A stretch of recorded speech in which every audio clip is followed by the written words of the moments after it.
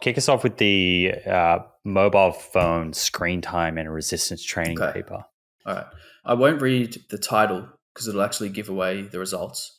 But I'll tell you the sort of study design. It's a randomized, single-blinded crossover study. So a very good study in that obviously participants are randomized to two groups, but they also cross over and try the other experimental condition. And the researchers were blinded. So they didn't know which group was under which experimental condition. So it makes for a really interesting study. So this was looking at the effect of a smartphone and screen time in general on mental fatigue that generates from using the device and how it impacts the volume load, which is a term that some people might know of, but we can explain what it is, the volume load of a resistance training workout. So volume load is basically, it's an indication of how much work you're doing in your session. Volume is often thought of as how many sets you're doing or hard effective sets, which is your reps. So volume load essentially is your reps times your load lifted for how many sets you do. So it's sort of like multiplying those three things together. Right? So that gives you an idea of how difficult the workout is, how much work you're actually doing. So in this study, it was a pretty small size. It was only 16 recreational but trained lifters, men and women, aged about 25. So as I said, single blinded. So the researcher didn't know which group was which. Crossover, both groups tried both conditions.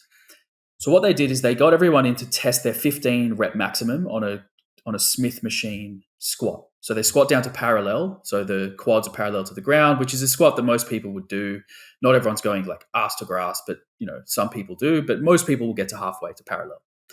So they test their 15 rep max on a visit to the lab, and then I think it was like maybe a week later or something, they begin the experimental conditions. So this was really interesting. One of the groups had 30 minutes of social media screen time on a smartphone. So they were just told to scroll through Facebook, Instagram, Twitter, and interact, engage, leave comments. While training or before? Sorry, no. This is these are just the two conditions, and I'll explain exactly how they did the study. So they were looking at that condition and how it may impact training, and then the other group watched a 30-minute documentary to see if that would impact their mental fatigue and their training. But the way they did it was they did a pre-experiment sort of workout, so to speak. So they did 3 sets to failure at 80% of their 15 rep max. So they already tested the 15 rep max. They knew everyone's 15 rep max. You take 80% of that load and you tell them to go to failure for 3 sets, right? So set 1 all the way to failure, then they rest, set 2, same thing, and set 3. Then they either give you a smartphone and you scroll for 30 minutes, or you watch a documentary for 30 minutes. And the documentary was like a NASA, it was like something about NASA. It was kind of like something that you didn't have to engage with it. You didn't scroll. You were just sitting there watching it on a TV. And then they retested.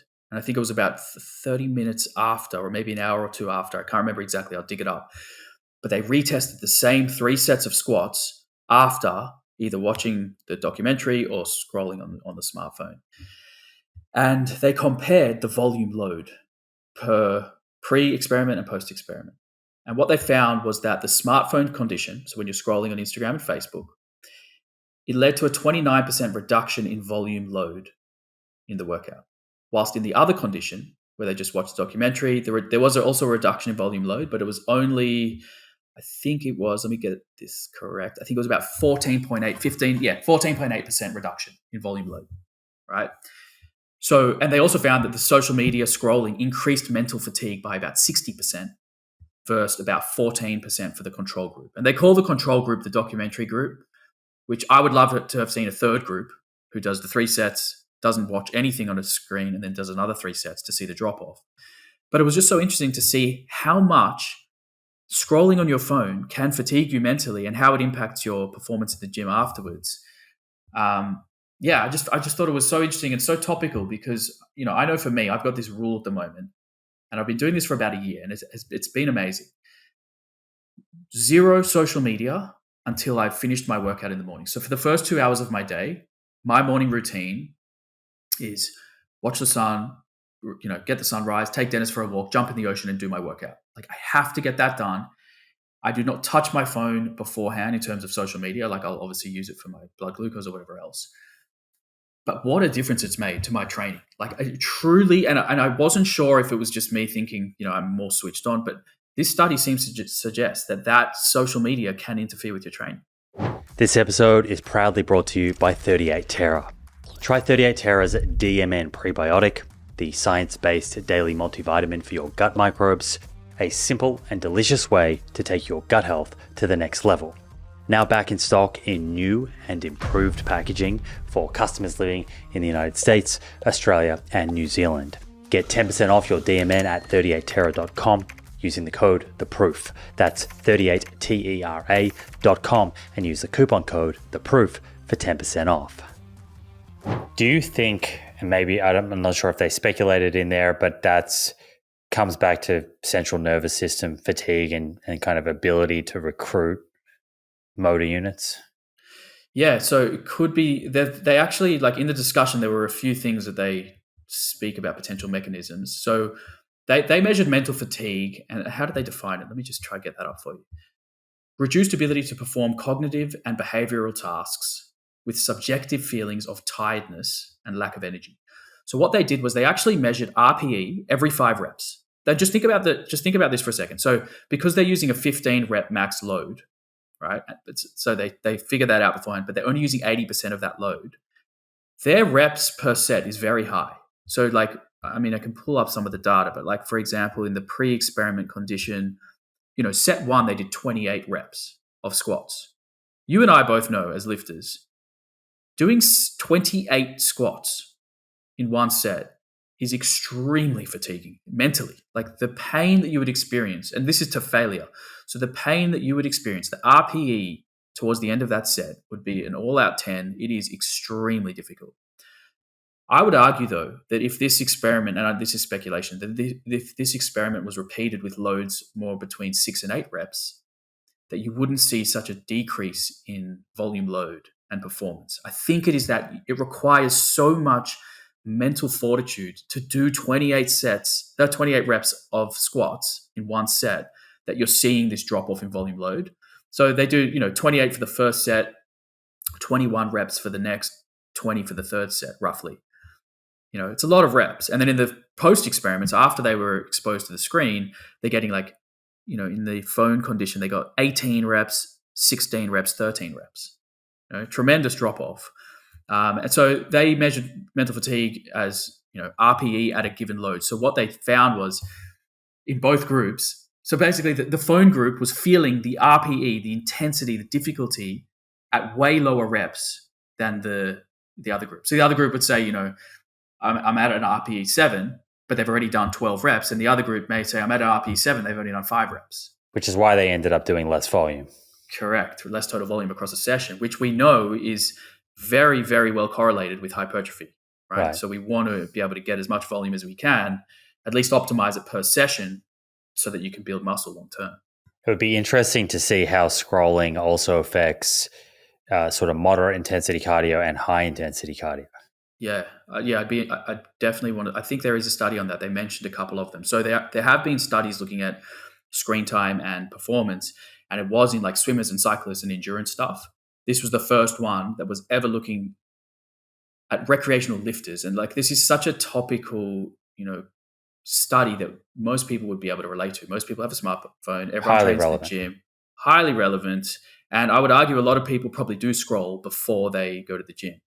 And I would just say to those people that if you can avoid your phone, at least for the 1 to 2 hours before going to the gym, and don't scroll, maybe listen to a podcast, listen to music, but don't scroll on social media, that it may actually improve your performance. And if you're going to the gym to build muscle and improve bone health and get all these benefits, then wouldn't you want to optimize the conditions for which you can then get those results? So to optimize the conditions, I would just say, practically speaking, avoid scrolling, try not to engage too much in those comments and go back and forth. And it is mentally fatiguing. And also think about what it's doing to the rest of your life. If it's that fatiguing and you're trying to be the best husband, son, whatever, what is that doing to your relationships? What is that doing to your work quality, your productivity? This wasn't looking at that directly, but I'm sort of extrapolating a little bit. But I just think for me, I know that like my home is like a sacred space, right? I don't want to let any stranger, it's essentially like opening your phone first thing in the morning and going on social media. It's essentially like letting a stranger into your door to just share their opinion about a topic that may trigger you a little bit. You don't even get to talk back, and then they just leave. And then the next person comes in, and that's what scrolling is. You're just letting strangers into your house to like talk shit and then leave.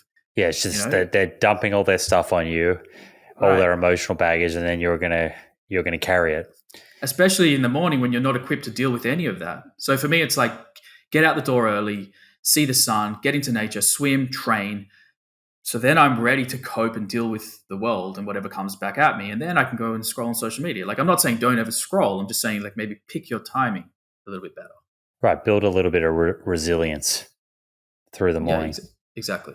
It's 2025 and I have made the decision to join Function Health to help monitor and optimize my health. And honestly, after getting set up, I'm wondering what took me so long. Function makes it extremely easy to track important biometric information over a lifetime, information that you can use in real time to make important health decisions. Function gives you over 100 lab tests covering your entire body every year. Heart, hormones, liver, kidneys, thyroid, metabolic health, heavy metals, autoimmunity, nutrients, and more. 5 times more testing than your typical physical for $499 a year. A lot cheaper than if you were to order all of these tests individually. That's if you can order them. Take ApoB and LP(a), for example, 2 very important tests for determining your risk of having a heart attack or stroke. Yet, as outlined in multiple episodes on this show by Dr. Thomas Dayspring, they can be incredibly difficult to order with your local doctor. Using Function is very straightforward. You join and then visit one of their 2,000 US lab locations. I went to one here in LA where I live. It's very easy. And boom, your results are tracked over time in one secure place. No shady upselling, no gimmicks, just your results beautifully presented and science-based insights from doctors to help you optimize your health. Skip the 400,000 person waitlist today at functionhealth.com/Simon Hill and join me on the path to nerd level health optimization. That's functionhealth.com/Simon Hill.